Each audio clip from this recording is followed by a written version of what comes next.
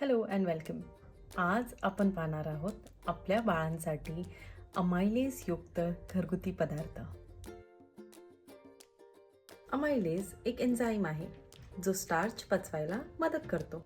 त्यामुळे बाळाला अन्न सहज पचतं, गॅस होत नाही आणि त्याला ऊर्जा लगेच मिळते.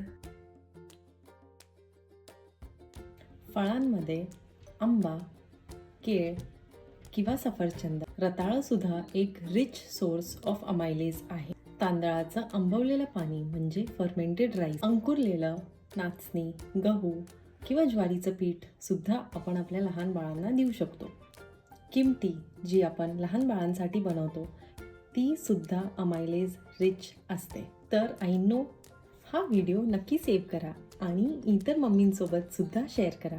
Thank you and follow for more.